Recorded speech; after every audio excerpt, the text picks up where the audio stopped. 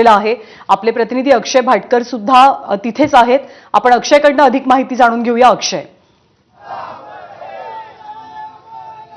ज्ञानदा, पालखी चौकात हे पार्थिव पोहोचले. जसं की आपण पाहताय, लोक अक्षरशः सकाळपासून इथे उभी आहेत या अंत्यदर्शन घेण्यासाठी अजितदादांच्या या पार्थिवाचं. आणि आता ज्यावेळी हे पार्थिव आलेलं आहे, लोकांच्या हातात फुलं आहेत. फुलं या अजितदादांच्या पार्थिवावर या ठिकाणी टाकली जात आहेत आणि शेवटचं दर्शन घेण्यासाठी इथे मोठ्या प्रमाणात लोक जी आहेत ती आलेली आहेत. आपण पाहताय अजितदादांचं हे शेवटचं अंत्यदर्शन घेण्यासाठी लोकांची लगबग इथे आहे. अनेक वर्षांपासून या लोकांचं या ठिकाणी प्रेम होतं आणि अजितदादा आज आपल्यात नाहीत हे कुठे ना कुठे ऍक्सेप्ट करायला देखील लोक तयार नाही आहेत. त्यामुळे खूप मोठ्या प्रमाणात इथे लोकांची गर्दी रस्त्याच्या दुतर्फा झालेली आहे. काटेवाडीपासून अगदी 1.5 किलोमीटर अंतरावर इथे हे पालखी चौक आहे. मात्र तरी देखील या पालखी चौकामधून इथून पुढे थेट विद्याप्रतिष्ठान जे आहे त्या विद्याप्रतिष्ठान जवळ हे पार्थिव जाणार आहे. आणि त्यामुळे इथे आपण पाहताय अजित पवारांचं पूर्ण कुटुंब, लोक अक्षरशः रडत आहेत.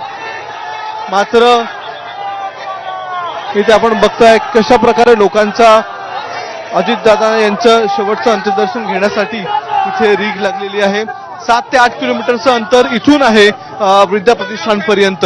आणि त्यामुळेच इथे आपल्याला संपूर्ण कुटुंब जे आहे त्या कुटुंबामध्ये शोककळा पसरलेली बघायला मिळते. बारामतीकर, काटेवाडी इथले नागरिक, या पुणे, सातारा, कल्याण, डोंबिवली, त्याचबरोबर मुंबई, इथून सर्व ठिकाणावरून आलेले हे सर्व नागरिक जे आहेत, हे सर्व लोक जी आहेत ती आता अजितदादांच्या या अंत्यदर्शनासाठी रस्त्याच्या दुतर्फा उभी आहेत. कुठे ना कुठे गर्दी आपण पाहू शकतो. आणि दादांचा चाहता वर्ग हा फक्त बारामतीपुरता किंवा महाराष्ट्रापुरता मर्यादित होता असं नाही, तर राज्याच्या कानाकोपऱ्याप्रमाणे देशात सुद्धा त्यांचे अनेक चाहते होते. आणि अजित पवार यांच्या अंतिम दर्शनासाठी किंवा त्यांना अंतिम निरोप देण्यासाठी देशभराचे महत्वाचे नेते सुद्धा अर्थात आज बारामतीमध्ये उपस्थित राहणार आहेत. पालखी चौकाचा परिसर आणि अक्षयनं माहिती दिल्याप्रमाणे आणखी 7-8 किलोमीटरवरती विद्याप्रतिष्ठानचा हा सगळा परिसर आहे. 11 वाजता सकाळी अजित पवारांच्या पार्थिवावरती अंत्यसंस्कार केले जातील. पण अश्विनी, या घटनेला 24 तास उलटून गेले तरी अनेकांचं मन ही बातमी स्वीकारत नाहीये की उपमुख्यमंत्री अजित पवार यांनी सर्वांचा निरोप घेतला. खरं. आणि मगाशी जी प्रतिक्रिया आपण पाहिली ना खोडके, त्यांचे जे निकटवर्तीय संजय खोडके, तर ते एक वाक्य असं म्हणाले की मी कधी अजित पवारांकडे काही मागितलं नाही, न मागताच माझ्या डोळ्यातनं त्यांना कळायचं. मला असं वाटतं फार महत्वाची प्रतिक्रिया किंवा हे वाक्य आहे की न सांगता आपल्या सहकार्याला, आपल्या माणसाला काय हवंय ते कळणं आणि त्याप्रमाणे पावलं टाकणं फार आय थिंक हा एक महत्वाचा त्यांचं बलस्थान होतं. आणि अशी अनेक माणसं, म्हणजे हे तर पक्षातली मंडळी झाली, पण जनसामान्यांपासून म्हणजे आबालवृद्ध, अगदी लहान मूल असेल किंवा अगदी आजी आजोबा असतील, असे त्यांनी जोडून ठेवलेली माणसं. आणि आता ती असंख्य मंडळी तिकडे उपस्थित आहेत. अनेक नेते मंडळी देखील त्यांची येत आहेत, आजी माझी सहकारी येत आहेत. सगळ्यांच्याच मनामध्ये हा भाव आहे की हे काय झालंय नेमकं. जसं तू आता म्हणालीस की काल घटनेला आता जवळपास 24 तासापेक्षा जास्त वेळ झाला, पण तरीही अजूनही लोक मानायला तयार नाहीत की इतका काय म्हणूया आपण आपला करून टाकणारा माणूस आपल्यातनं असा अचानक निघून जातो. आणि आपल्याला एक प्रकारे काल जी भावना होती काही मंडळींनी मांडली की आम्हाला पोरकं केलं, म्हणजे ते निघून गेल्यामुळे आम्ही पोरके झालोय.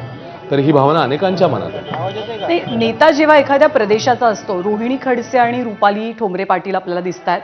आणि अर्थात रोहिणी खडसेंनी याआधी सुद्धा अजित पवारांसोबत काम केलेलं आहे. त्यामुळे प्रत्येक नेत्याची जशी भावना आहे पोरकेपणाची, तशीच ती कार्यकर्त्यांची सुद्धा आहे. आणि अजित पवारांच्या बाबतीत एक वाक्य खूप फेमस होतं की एकच वादा अजितदादा. कारण अजितदादांनी सांगितलं की काम होणार, म्हणजे त्या व्यक्तीला विश्वास असायचा की काहीही झालं तरी दादांची शब्दांची ताकद इतकी आहे की ते आपलं काम पूर्ण करणार आणि आपलं काम होणार. पाहतो, करतो, बघेन, करेन हे शब्द तसे दादांच्या डिक्शनरीमध्ये नव्हते.